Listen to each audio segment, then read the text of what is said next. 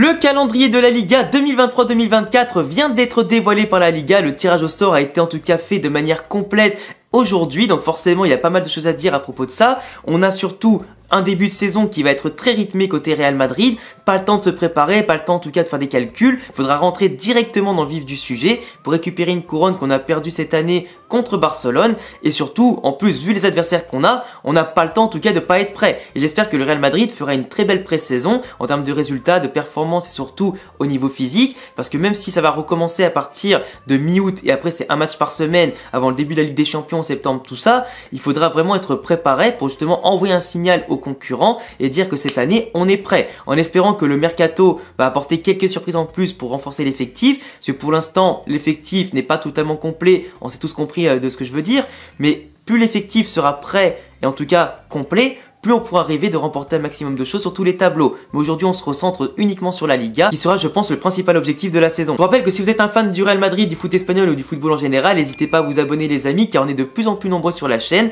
Bientôt 60 000 abonnés, ça me fait super plaisir. Du coup, n'hésitez pas à me soutenir, en tout cas, ça fait plaisir. Pour ceux qui ne le savent pas, la prochaine saison va commencer exactement comme celle qui vient de se terminer, avec le Real Madrid qui va jouer les 3 premiers matchs de la saison à l'extérieur pour laisser le temps aux travaux du Bernabéu de se continuer et en tout cas de se terminer, parce que normalement l'inauguration doit arriver d'ici novembre-décembre 2023. Donc tout comme cette année, les 3 premiers matchs seront à l'extérieur. Et on va affronter du lourd dès le début, Bilbao, Almeria et Celta de Vigo. Alors, de bons adversaires, mais si en général le Celta de Vigo et Almeria, ça nous réussit plutôt bien, même si contre Almeria, on a déjà eu une mésaventure par le passé dont on ne rappellera pas forcément, mais Bilbao, en tout cas commencer à San Mamés, c'est aussi une façon, pourquoi pas, et encore plus si on gagne ce match-là, ces 3 matchs-là, de mettre 3 stades assez compliqués directement dans la poche, ou justement pour après dans la saison, quand les matchs vont s'enchaîner et que les compétitions aussi vont s'enchaîner, on se libère déjà 3 gros matchs à l'extérieur, et c'est quand même déjà plutôt intéressant. Parce que San Mamés, c'est là en général, on perd pas mal de points.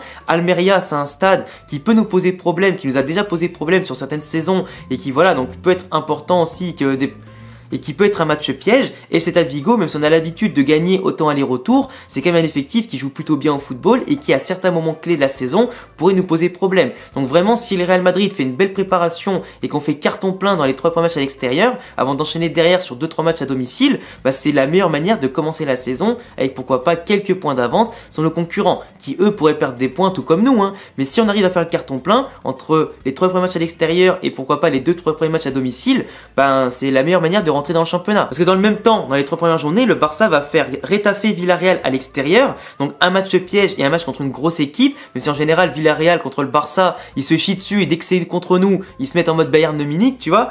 Ils vont aussi affronter Cadiz à domicile, qui a déjà fait perdre quelques points au Barça, que ce soit à domicile ou l'extérieur. Donc espérons que le Barça ne commencera pas à tambour battant cette saison et qu'ils pourront pourquoi pas lâcher quelques points à l'extérieur ou à domicile. Et l'Atlético qui va recevoir Grenade avant d'aller au Betis et au Rayo. Donc pareil, un derby contre le Rayo pour l'Atlético, un match tendu contre le Betis qui va essayer de se rattraper, de ne pas avoir réussi une qualification en Ligue des Champions cette saison, parce qu'ils étaient très bien partis, mais avec la Sociedad, ça s'est du coup un peu frité et la Sociedad a pris son envol derrière pour la 4e place. Et après un gros match contre Grenade qui a quand même fait une saison correcte cette saison et qui je pense aimerait commencer de la meilleure des manières. Les journées clés de la saison, c'est donc le Classico aura lieu à la 11e journée le 29 octobre à Barcelone, ce sera pas au Camp Nou mais du coup dans l'autre stade qui vont louer du coup en attendant que le Camp Nou finisse les travaux d'ici quelques années. Et le retour aura lieu à la 32e journée de Liga avec bien sûr le 21 avril avant ou pendant les quarts ou demi Ligue des Champions. On n'a pas encore les tirages de la Ligue des Champions et du calendrier, mais ça devrait tomber quasiment en même temps et forcément c'est pas trop à notre avantage si éventuellement on arrive bien sûr aussi loin en Ligue des Champions. Encore plus à partir de la 32e journée de Liga, on va affronter du lourd avec la Sociedad juste après à la 33e journée. T'as après d'autres journées en tout cas qui vont être intéressantes, mais on en parlera un petit peu après. Autre journée clé, on a l'Atlético Madrid à l'extérieur pour la 6e journée. Donc tu vois, t'enchaînes quand même 3 matchs à l'extérieur dès le début, 2 matchs à domicile, 4e, 5e journée, puis t'enchaînes directement à l'extérieur contre encore une grosse équipe. Donc tu vois, dans les 6 premières journées, t'as déjà fait 4 gros matchs à l'extérieur. Et pour moi, d'un côté, c'est un avantage pour la durée sur la saison, comme ça pourrait être un poison si éventuellement on rentre mal dans la saison.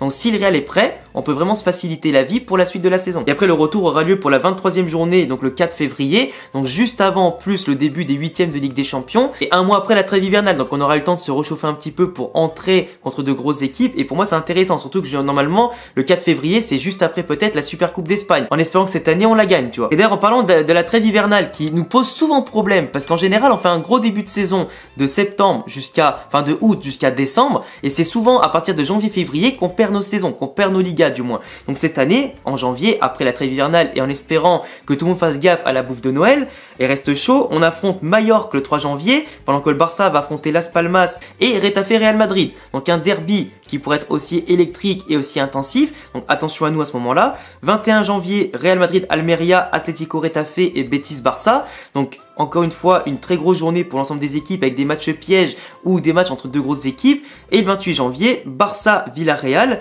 Las Palmas Real Madrid et Atlético Valencia. Donc tu vois, le mois de janvier, pour le Barça, Atlético et le Real, ne va pas être si tranquille que ça. Peut-être plus tranquille pour le Real, avec la Super Coupe d'Espagne et les 4 journées en tout cas assez accessibles par rapport aux autres qui s'affrontent entre eux, etc. Donc le Real Madrid, quand même, au niveau du calendrier, peut se faciliter la vie entre un bon début de saison et surtout si cette année on fait pas la même erreur que l'an dernier avec la trêve hivernale qui nous fait super mal. Cette année il n'y a pas le mondial, donc il n'y a pas l'excuse, tu vois, de la fatigue de certains joueurs, tout ça, des déplacements et tout. Donc même s'il y aura l'Euro et les trêves internationales avec les différentes en tout cas équipes qui vont se qualifier pour leur Copa América, pour la CAN, pour l'Euro, etc. Là le Real Madrid peut, avec son effectif, normalement au milieu de terrain et la défense surtout, gérer les efforts, faire des rotations qui peuvent normalement arranger tout le monde, en espérant que cette année tout se passe bien, qu'on n'ait pas de blessures, qu'on n'ait pas trop de suspendus, etc. Ils veulent savoir éventuellement qui c'est qu'on affrontera mi-février, en tout cas au niveau des huitièmes de finale de Ligue des Champions, voir si on pourra faire tourner ou pas. Bah, ça se disputera entre la 23e et 25e journée en général. On va affronter l'Atlético Madrid et Girona à domicile et le Rayo Vallecano à l'extérieur. Donc encore une fois, pas des matchs hyper simples, mais en tous les cas, il n'y aura pas de match simple cette année. Il faudra prendre tous les matchs un par un, que ce soit la plus grosse équipe ou la petite équipe, et faire match après match. Et surtout, ne sous-estimer personne. En général, les retours de la Ligue des Champions à ce moment-là, ce sera contre soit Osasuna, soit le Celta de Vigo, ou du moins entre les deux matchs. Donc voilà, donc en tout cas, toujours des petits matchs pièges entre domicile et l'extérieur, qu'il faudra savoir gérer. Et en plus, les 2 dernières journées de Liga, pour terminer un peu la vidéo sur ça, la 37e journée, c'est contre Villarreal, et la 38e contre le Betis Séville.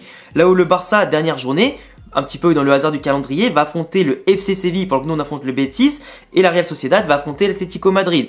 Donc pour moi, tu vois, on va quand même avoir peut-être beaucoup de suspense cette saison. En tout cas, ça serait plutôt pas mal pour le spectacle que ça se joue à la 37e ou 38e journée. Mais si nous, on peut faire comme le Barça cette saison et valider le trophée avec 10-15 points d'avance, ça serait utopiste si on n'a pas en tout cas, utopique, j'ai dit utopiste, mais utopique si on n'a pas d'attaquant de classe mondiale comme un Mbappé ou un Harry Kane. Mais si on y arrive sans avoir un attaquant de classe mondiale, c'est parfait. Ça serait une transition plus que réussie avant de compléter l'effectif en 2024. Mais je sens que cette Liga entre l'Atlético, le Barça et le Real, entre d'un côté les équipes qui se renforcent et les équipes qui sont moins sûres de leur force et qui vont devoir faire avec les moyens en présence, ça peut donner quelque chose d'assez électrique et en tout cas intéressant pour la suite de la saison.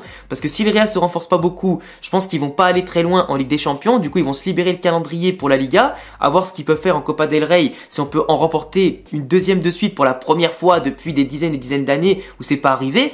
Mais voilà, donc faut faire attention à ce qu'on est capable de faire avec l'effectif. Et puis franchement, je pense que la saison va être bien rythmée. Enfin bref, dites-moi ce que vous pensez en tout cas les amis de comment le calendrier est fait, si le Real Madrid peut partir avantagé, pas avantagé, est-ce qu'ils peuvent gérer ou pas du tout les moments clés de la saison. Je vous laisserai vous abonner, cocher la cloche, me follow avec tous les réseaux en description et à bientôt pour prochaine vidéo. Ciao les frérots.